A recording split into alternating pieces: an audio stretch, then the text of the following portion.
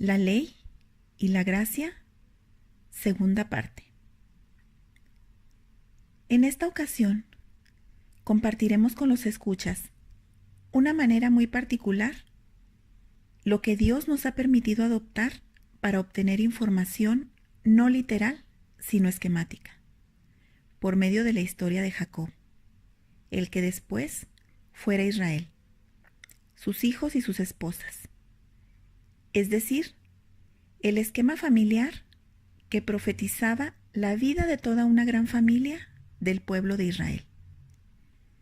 Comencemos con la siguiente lectura. Y Labán tenía 2 hijas. El nombre de la mayor era Lea y el nombre de la menor Raquel. Y los ojos de Lea eran delicados, pero Raquel era de lindo semblante y de hermoso parecer. Y Jacob amó a Raquel y dijo: Yo te serviré 7 años por Raquel, tu hija menor. Y Labán respondió: Mejor es que te la dé a ti y no que la dé a otro hombre. Quédate conmigo. Génesis 29, del 16 al 19. Muy bien. En el versículo 16, la Escritura menciona a Labán como el padre. El 17, a Lea como a una persona a la que le molesta la luz. Es decir, alguien incómoda con la verdad. Y Raquel con una belleza natural que define el don de Dios o la gracia que desciende de lo alto. Estas particularidades son obvias, ya que tomando los resultados de la historia pueden desprenderse al concretar el episodio. Pero las siguientes, Pablo las explicó en la carta a los Gálatas cuando habló de Sara y Agar, utilizándolas como figura emblemática de 2 pactos. Así también, Lea y Raquel son 2 pactos, con una distancia de tiempo de 7 años. Es decir, un tiempo kairos o distancia divina entre un suceso y otro. Así pues, Jacob representa a Cristo, Lea, el pacto judío, y Raquel, el nuevo pacto o pacto judeo-gentil. Hagamos otra lectura. Génesis 29, 24. Y dio Labán su sierva Silpa a su hija Lea por criada. Si Lea simbolizaba un pacto, Silpa, su criada, simbolizaba la ley de Moisés, la cual Pablo mencionó en la carta a los romanos cuando afirma que los judíos, conocedores de la ley, eran instructores de niños.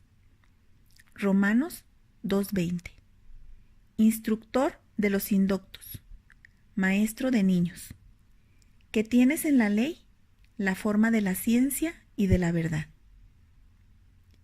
Otro testigo más es la carta a los Gálatas, cuando afirma que los judíos por un tiempo fueron guiados por la sirvienta, la sierva o tutores y curadores. Gálatas 4, 1 y 2. Lo que quiero decir es esto: mientras el hijo es menor de edad, es igual a cualquier esclavo de la familia y depende de las personas que lo cuidan y le enseñan hasta el día en que su padre le entrega sus propiedades y lo hace dueño de todo. Esta versión es tomada de la Biblia lenguaje actual.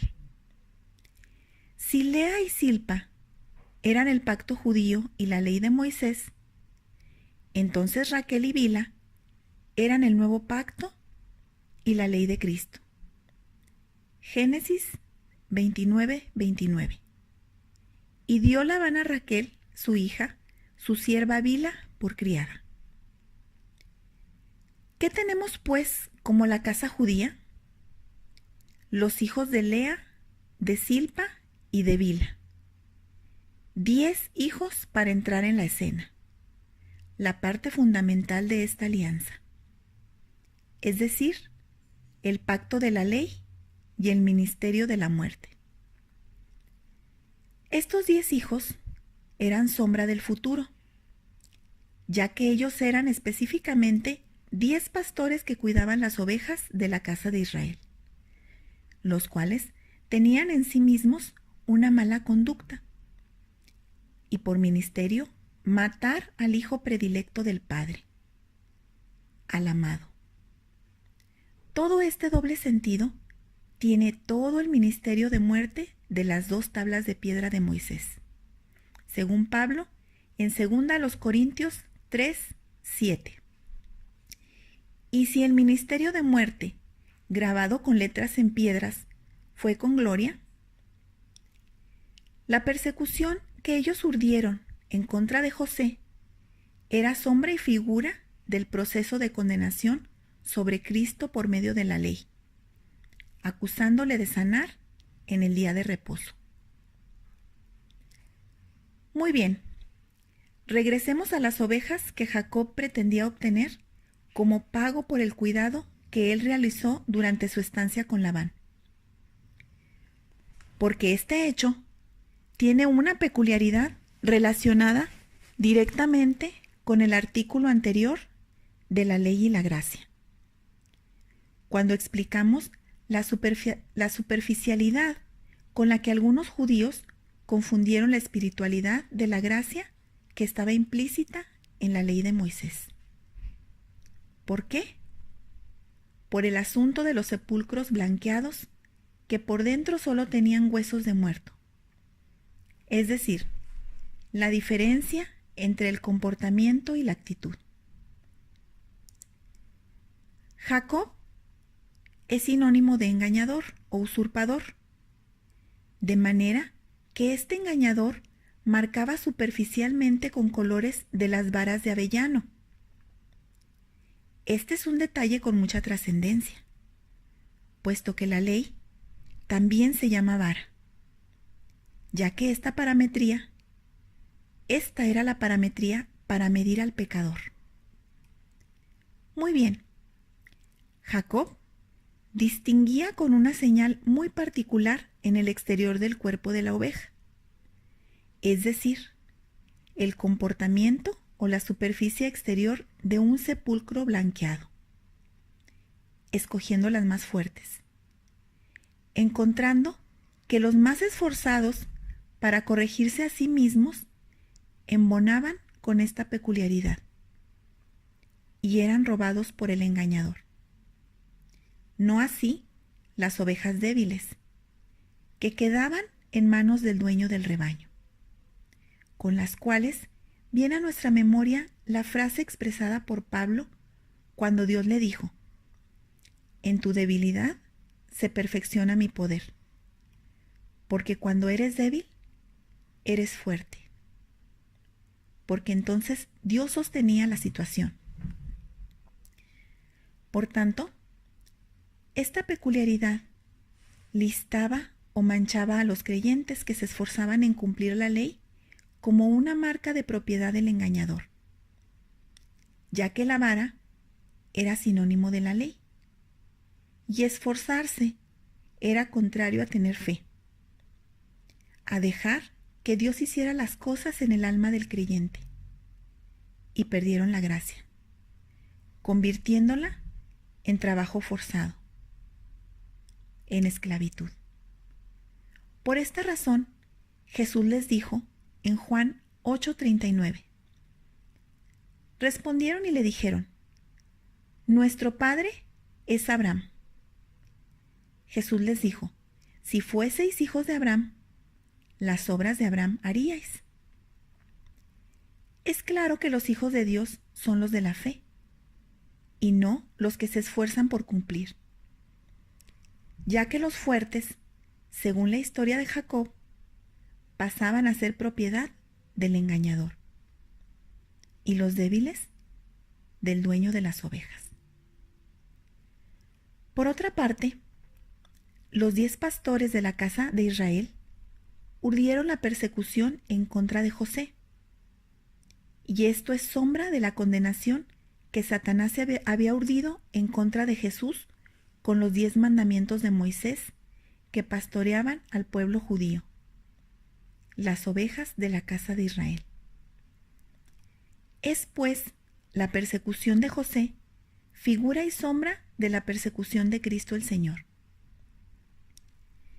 En la carta a los Romanos, en el capítulo 7, versículos del 1 al 4, Pablo escribe así: ¿Acaso ignoráis, hermanos, pues hablo con los que conocen la ley, que la ley se enseñorea del hombre entre tanto que éste vive?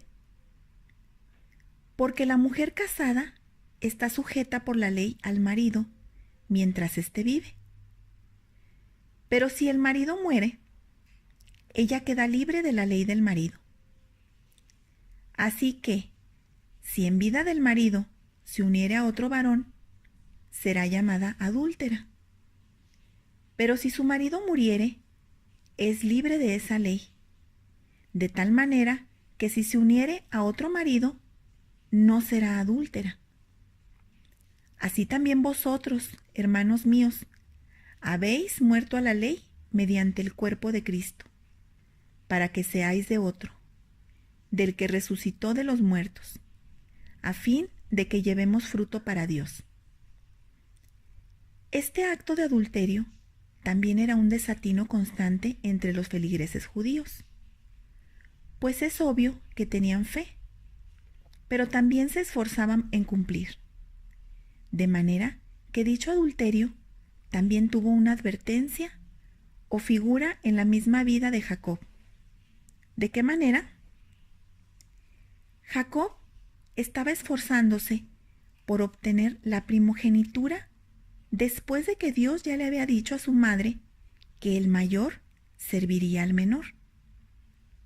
En otras palabras, que el esfuerzo era para Esaú.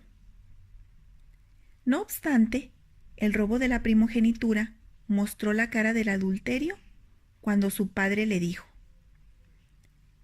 Y se acercó Jacob a su padre Isaac, quien le palpó y dijo: La voz es la voz de Jacob, pero las manos de Esaú.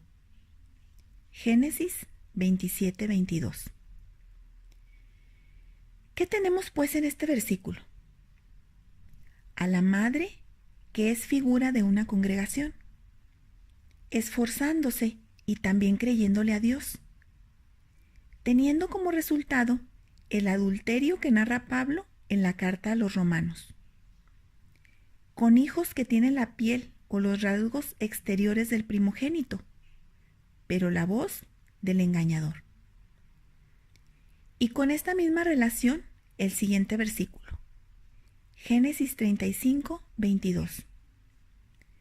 Aconteció que cuando moraba Israel en aquella tierra, fue Rubén y durmió con Bila, la concubina de su padre. Este hecho tiene el lujo de la elocuencia con la figura de la concubina, que es figura de la ley, con el adulterio del que habla Pablo en la carta a los Romanos, y que en el ámbito espiritual es una razón de suma contundencia para la pérdida de la primogenitura. ¿Qué decimos ahora? Que por medio de las varas, es decir, cualquiera de las dos leyes, la de Cristo o la de Moisés, se puede marcar a los más fuertes, tanto a los creyentes del Antiguo como del Nuevo Testamento, para ser robados por el engañador por medio del esfuerzo. Y los que tienen fe resbalan adulterando entre la obra del Espíritu Santo y su propio esfuerzo por ser agradables a Dios, teniendo como resultado la pérdida de la primogenitura. Vayamos pues hacia adelante, poniendo nuestra confianza en Dios, estando persuadidos de esto, que el que comenzó en vosotros la buena obra, la perfeccionará hasta el día de Jesucristo. Filipenses 1:6. No vaya a ser que estando frente al Padre, nuestras túnicas manchadas de sangre no tengan la sangre del amado, sino la sangre de una simple oveja? ¿Qué es esto? Espera la ley y la gracia, tercera parte.